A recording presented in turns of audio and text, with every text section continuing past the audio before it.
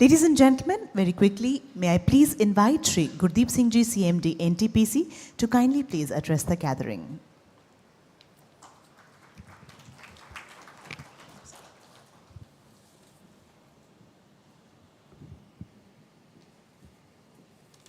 Good morning. Respected Sri Balaji, Secretary MNRE, respected Sri Sai Saab, who has been my leader, who has been my mentor for quite some time, I think at least 3 years, and continues. Ms. Tripti Thakurji, Mr. Dhruv Prakashtaji, ladies and gentlemen, first of all, let me thank PFI to organize this event, which I think which has been elaborated by Mr. Purkasta, that this is one of the very, very important topic, and same thing echoed by Ms. Thakur.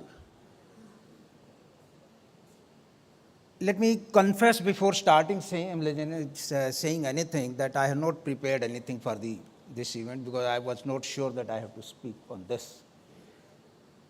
But nonetheless, I think being in the power sector and observing many things on day-to-day basis, I think without any doubt that distributed renewable energy is going to be one of the vital part of the energy transition, which is inevitable anyway, whether we accept it or not. Although we will have to rely on the coal-based generation for few decades, and we cannot undermine the role of the coal-based generation. But renewable energy is one thing which is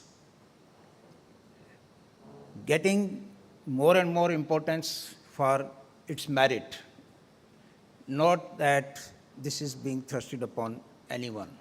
And rightfully it is called distributed renewable energy. I think we confuse between energy and power.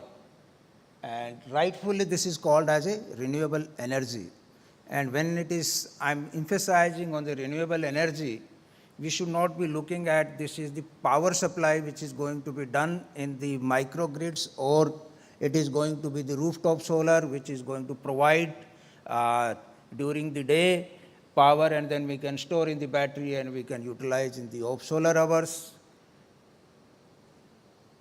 So renewable energy can be utilized in many more ways what normally we think of. And one of the best solutions for this one can be that we can start thinking some energy storage solutions which we have not really been talking about. I think energy storage solution today we are only talking about battery, pump storage, hydrogen. I think one area which is, I would request Sai Saab to consider and debating here, that whether we can start utilizing solar thermal storage, which can reduce the dependence on the grid power. I think heating, ventilation and air conditioning coupled with the renewable distributed energy, I think it will go in a long way. That is what we are now deliberating in our one of the options, which probably has not gathered too much attention as of now, but we will request that we should work together and come out with some kind of policy paper or maybe some advisory on that, which can really help all of us.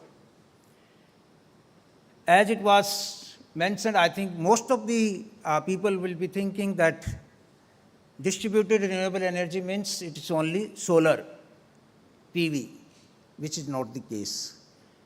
I think compressed biogas or the biomass recycling, I think this is one of the major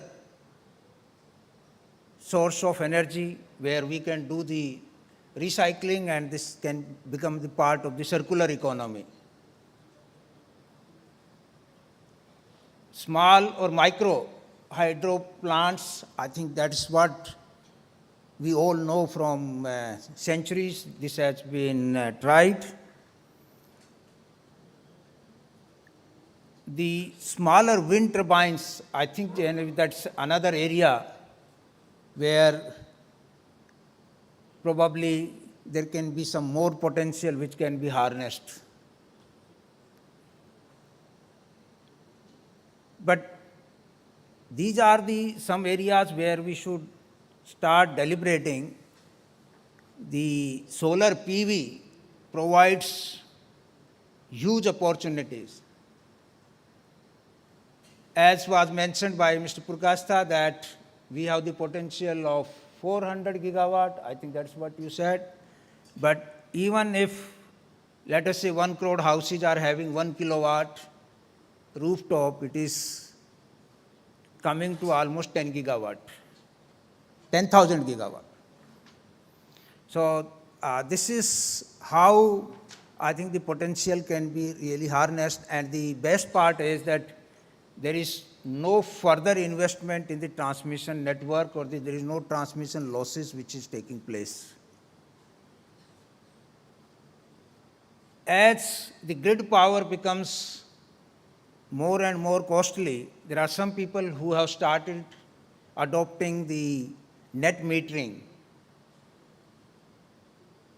But going forward, there will be some of the consumers who would like to opt for self-dependent energy source through the renewable energy.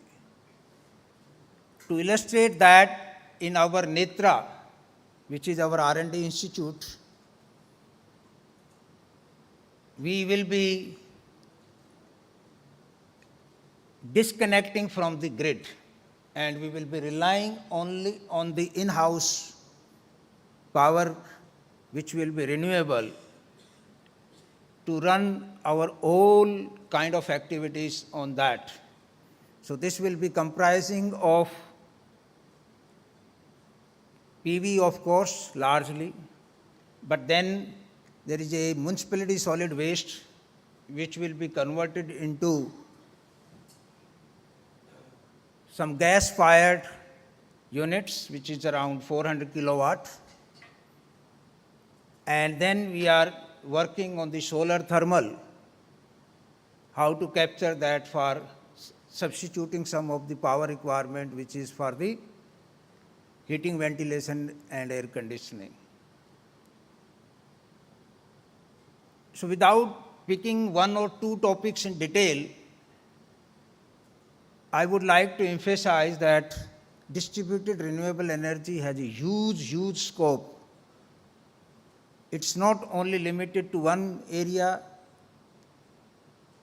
The point is, we all know that solar energy is there, wind energy is there, biomass is around us, municipality solid waste or the waste what we generate, everything is there. How to harness these things in a most eco-friendly way without transporting it far away, and trying to generate the renewable energy at the source where it is being consumed, what was explained by Mr. Purkastha. I believe that this kind of deliberations will go in a long way to evolve many new ideas and new concepts which can be practically applied. Now there are few things which most of you will be knowing, that government is very proactive and keen for increasing the capacity of the renewables, and in that there is a component of the distributed RE also, which started with rooftop solar. Then there is another scheme which is called Kusum. I believe that Kusum had taken some time, but now talking to the different persons in the different states, I think the feeder solarization is getting very and fast traction, and hopefully this will not only increase the total capacity in the country for the renewable energy, but it will be helping the agriculture sector in a long way, which has been dependent on the many kinds of the subsidies. And this will be providing like the green growth or the green energy, and we will be in a position to reduce the carbon footprint in a large way. 500 gigawatt is an intermediate target, in my opinion. This is only by 2030. We should not be limiting to that, and there is immense potential to harness. The another point which was raised, that how to integrate with the grid, I think one of the responsibility as NTPC we are carrying, and we are making sure that we are developing flexibility in our coal-based power plants to give enough opportunity for the renewable energy, whatever is being produced. So that is being fed in the grid and being utilized. Although we have concerns about the gas availability, domestic gas availability, and the LNG prices being very high, so the coal-based plants are taking that responsibility, and our team is working relentlessly. We have brought down the technical minimum to the coal-based plants to 55%, and we are working how to reduce it to 40%, so that during the day when the more and more renewable energy is there, we can observe that, we can accommodate that in the grid without much problem. So some people may be having apprehension that how we will be able to integrate 500 gigawatt. I would like to dispel that apprehension and say that we are already on it and it should not be a problem. So without going much further, let me thank Sai Saab for conducting this, and I'm sure there will be many ideas which will be coming, which will be very helpful for the Ministry of New and Renewable Energy, and also should be helping us, the commercial organization, to contribute in that. Thank you very much.